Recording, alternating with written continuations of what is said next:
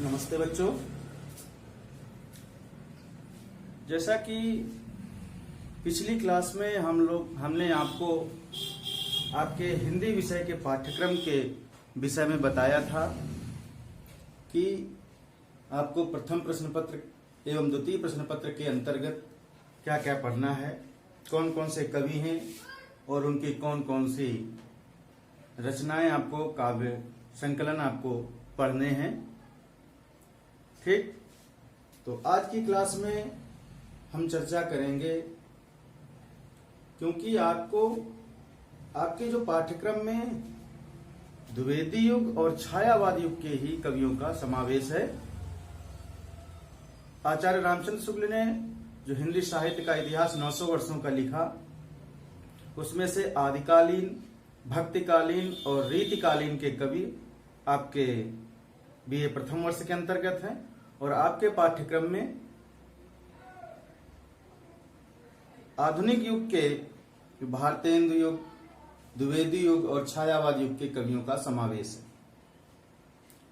जिसमें कि प्रथम प्रश्न पत्र में तो द्विवेदी युग और छायावाद युग के कवियों का समावेश है, उनकी कविताओं को पढ़ना है। ठीक, तो सबसे पहले हम आधुनिक युग के विषय में थोड़ा जानेंगे कि आधुनिक युग का क्या इतिहास है। देखिए, आधुनिक युग का जो पूरा समय है वो क्या है, सन 1857 से वर्तमान तक। ठीक, फिर आधुनिक युग का जब विभाजन होता है आधुनिक युग का, तो नंबर 1 पर आपका क्या है, भारतेंदु युग। भारतेंदु युग का दूसरा नाम क्या है, पुनर्जागरण काल। क्या है, पुनर्जागरण काल। और इसकी जो समय सीमा है वो सन 1857 से 1900 तक है। कब से कब तक, सन 1857 से 1900 तक। इसके पश्चात में दूसरा जो काल है वो है आपका द्विवेदी युग। द्विवेदी युग का दूसरा नाम है जागरण सुधार काल। क्या, जागरण सुधार काल। और इसकी जो समय सीमा है वो है सन 1900 से 1918 तक।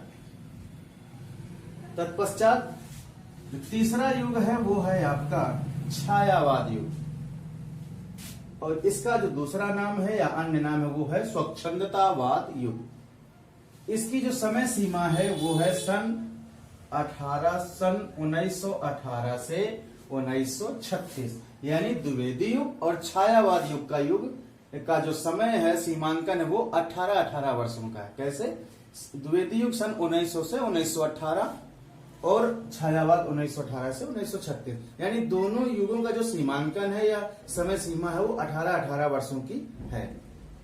इसके पश्चात में चौथा युग आता है आपका छायावादोत्तर युग, जिसका दूसरा नाम है उत्तर छायावाद। जैसा कि नाम से ही पता चलता है, छायावादोत्तर या उत्तर छायावाद, मतलब उत्तर मतलब बाद में उसके, तो छायावाद के बाद का युग कौन सा युग, उत्तर छायावाद। और इसकी जो समय सीमा है वो है सन 1936 से अब तक या वर्तमान समय तक।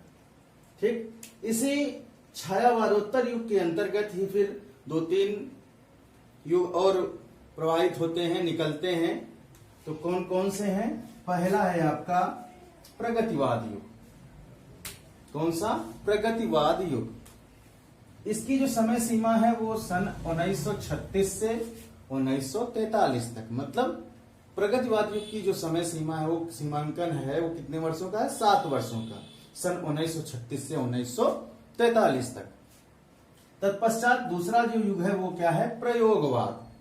प्रयोगवाद का जो समय सीमा है कि वो क्या है, सन 1943 से 1953 तक, यानी 10 वर्षों का समय।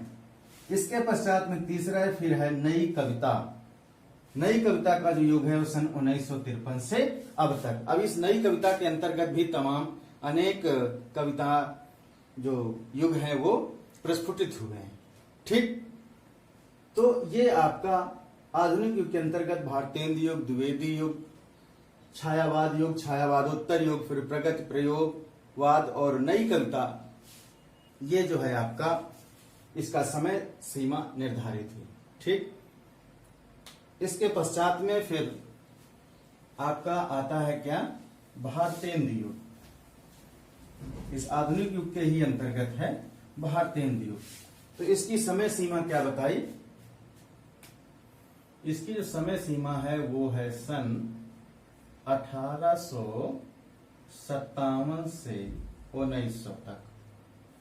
ठीक, तो सबसे पहले हम देखते हैं कि भारतेंदु युग जो समय है या काल है उसके प्रमुख कवि कौन कौन से थे, फिर उनकी जो प्रमुख रचनाएं वो देखेंगे, फिर और भारतेंदु युग की प्रवृत्तियां क्या थी, विशेषताएं क्या थी।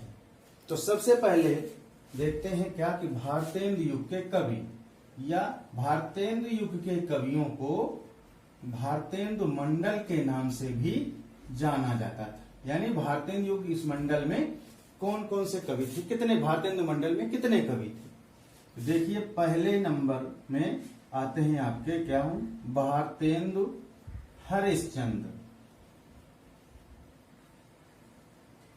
ठीक, फिर दूसरे हैं बद्री नारायण चौधरी प्रेमघन, प्रेमघन इनका उपनाम है। तीसरे हैं प्रताप नारायण मिश्र।